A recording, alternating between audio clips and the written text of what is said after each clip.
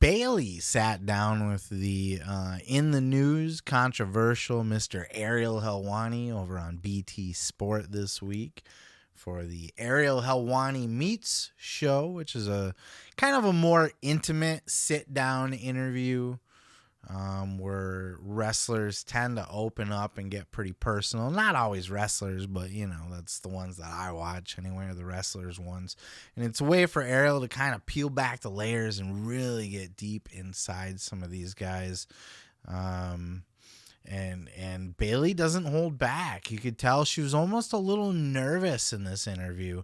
Not that Ariel asks tough questions unless you're Tony Khan, then you think that's all Ariel's trying to do is beat you up. But, they're deep and they're personal and they're going to evoke thought and they're going to evoke feelings. She talked about a lot of cool stuff in this interview. She talked about her relationship with Sasha still, how she went to New Japan to support Sasha in her debut. She was at that Battle in the Valley, and that she has not lost hope about Sasha coming back to the WWE to be with her bestie. Though I would almost like to see Bayley go the other way around. We'll get to the clip, but I want to just indulge me here for a second. I remember pitching, I think on this show, I don't remember how far back or whatever, but I remember pitching a Sasha Banks and Bayley doing not copying the Outsiders, but an Outsiders-esque where the two come in to raise, almost like what Tony Storm and Saraya are doing right now, but only better and not crappy, and with two actual big stars. No offense to Saraya, but she's pretty well lost it at this point. But, I would love to see Bayley leave WWE instead of seeing Sasha come back to WWE. But that's just me, right? What the fuck do I know? Just a guy in my basement yelling at a microphone. But it was in this particular clip right here that Bayley talks about and opens up about, gets personal about the reason why she decided to turn heel and how it was her choice to turn heel and to start the Damage Control faction. Check out this clip. Was this your idea, or did someone approach you about the whole character change? Yeah. Yeah, it was all my idea, just Really? when it first happened. Yeah, because I was in, I don't know if you remember, such a weird time in my career where it wasn't really going where we all thought it would, and I felt the fans turning on me already and just not buying into it.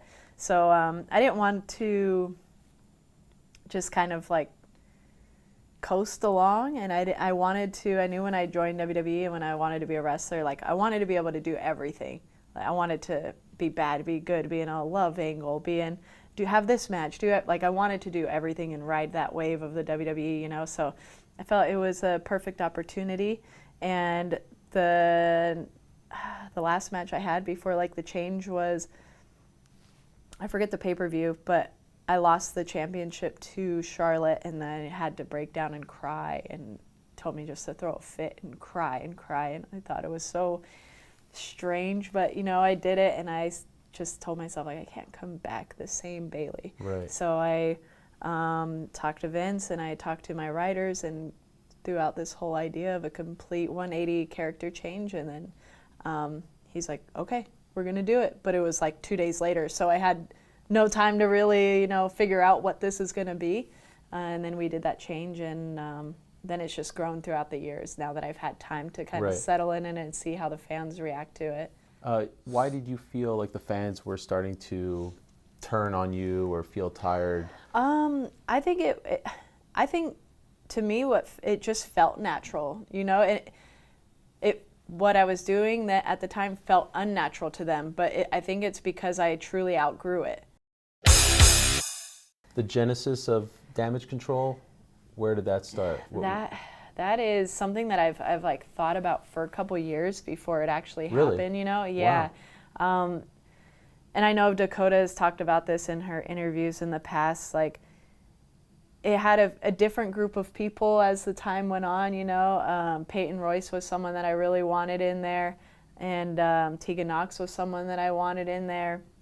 there was a lot of people that it just kind of changed throughout time and as people left the company and things like that. But Dakota was always, she's one of the OGs that I always envisioned in this group. I just thought, like, there's no women's factions. Like, there's been trios, and to me, if it were up to me right now, there would be more of us. Okay. But we'll see, you know.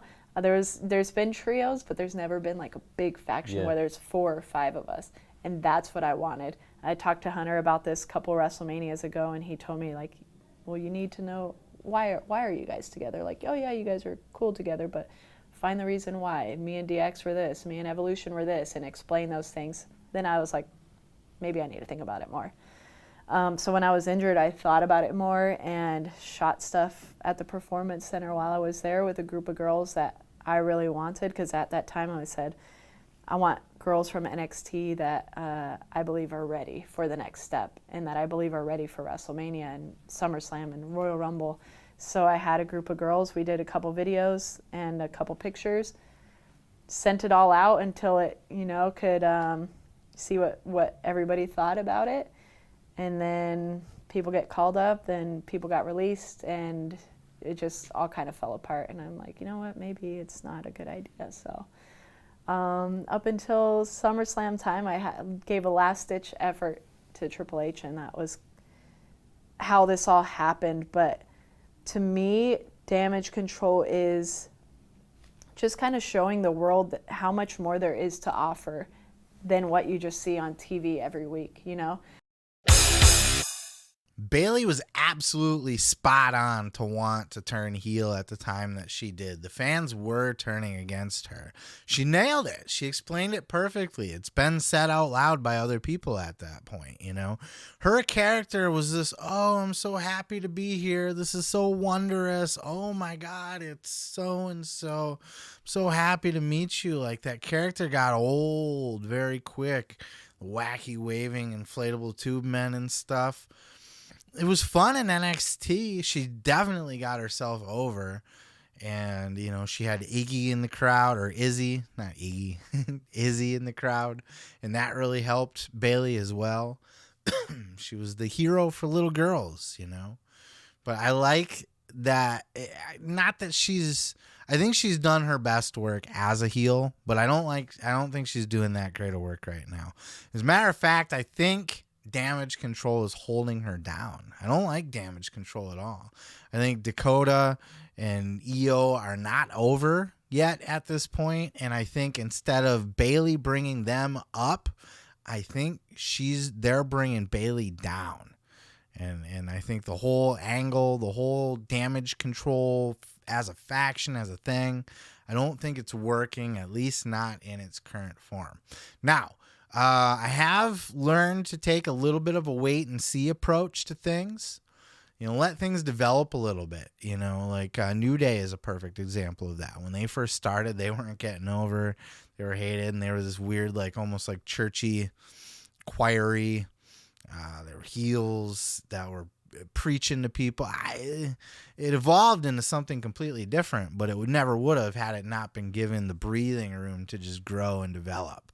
You know, but I don't know that Damage Control could get there. I know Bayley said that she would ideally like to add other members to it, and Triple H has put the kibosh on that. He's not having it. But I just don't think it's working for her. I think it's holding Bayley down. I think she's not having a great run since she's come back and at SummerSlam. I think she could. I think she's been booked horribly. Even that, you know, she had that cage match with Becky Lynch that turned out to just be an angle and a beatdown. I think that got over like a fucking sack of bricks. That was just, she's been doing some bad work lately, and she's got to lose Damage Control. Bayley's one of the best female wrestlers on the planet.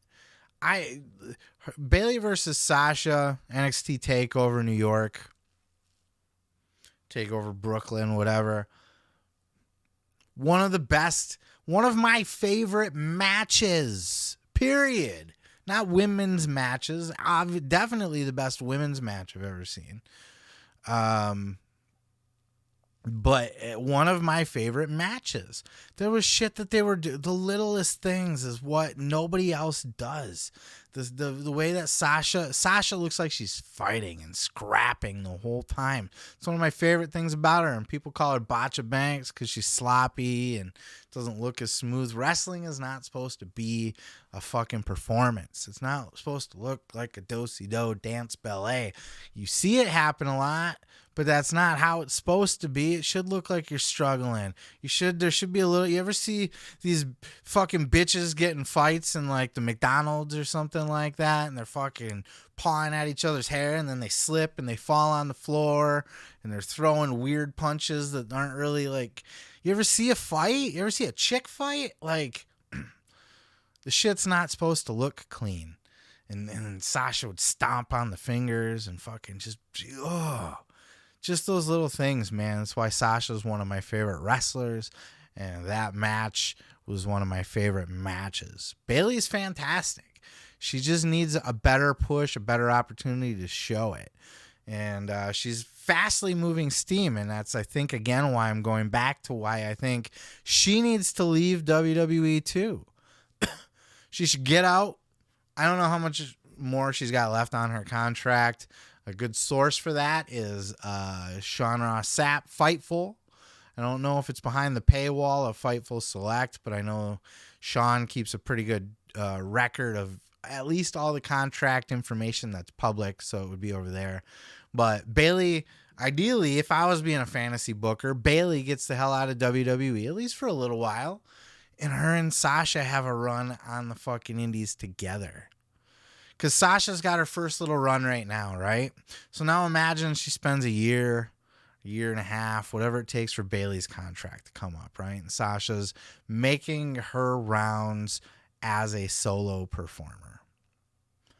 Then it starts to get stale, right? Now she's been out for a year and a half. She's still fine. It's great. She's still Mercedes Moné, but it's not new anymore. It lost the newness.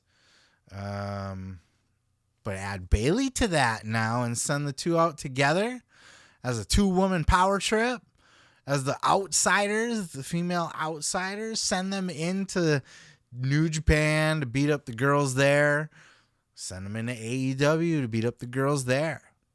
And you don't make it the NWO. When I say the outsiders, I don't mean turn it into a thing. I just mean like that those same vibes that you got from Hall and Nash when they came over to WCW. Do that with Bayley and Sasha. They're outsiders. They're rebels. They're sitting in the crowds. They're picking fights with the female wrestlers. They're attacking them. They're jumping people. They're fucking laughing about it. They're mocking people. Oh, you're hurt. Oh, your leg. Oh. And fucking, you know what I mean? Like, they can do some damn good business like that. Mercedes have a whole nother second run on the indies for a whole nother year, 2 years with Bayley or in AEW as those outsiders. Then they go back to WWE if they want to. There's plenty of room. You got all the time in the world. I know the shelf life of a female wrestler is shorter than it is for males. Just, I mean, do I got to say it out loud? The reasons why? Sorry. But, the shelf life is shorter for that reason. And I think time's not going to be as friendly to one of the two. I'm just digging myself a hole. Time's not going to be I'll just fucking say it. Time is not going to be as friendly to Bayley as it is to Sasha in that regard. So if there's business to be had and they're going to have a nice little run, I think they should strike while the iron's hot. Bayley should get the fuck out of WWE. But you know what? Like, if she stays in WWE, good for her. There's tons of money there. She'll always be, towards the top of the card with the women. So it looks like she's going to be doing something fun with Trish and Lita probably this year at WrestleMania. Trish, Lita, and Becky versus Damage Control would be a fantastic match, which Bayley said she would like to do a WrestleMania with Damage Control. So good for her if she's getting all that. I just think it's shit right now. I have zero interest in anything Damage Control is doing. I think I think it's Dakota, and I think it's Io. I think they're not interesting. I don't care. I don't care about either one of them. Neither one of them are good in the ring. I don't give a fuck what anybody says. Io can fly and jump, and that's fine, but they're just not good wrestlers. So they're boring. Nobody cares, and they're holding Bayley down. But that's my 2 cents. As always, leave your 2 cents down in the comments below. I'm going to go ahead and move on to the next. Hey, thanks for checking out that clip. Don't forget to check out other clips here on the channel. And while you're there, throw a like, throw a subscribe. And don't forget to check out full episodes each and every Sunday of the Pro Wrestling Podcast.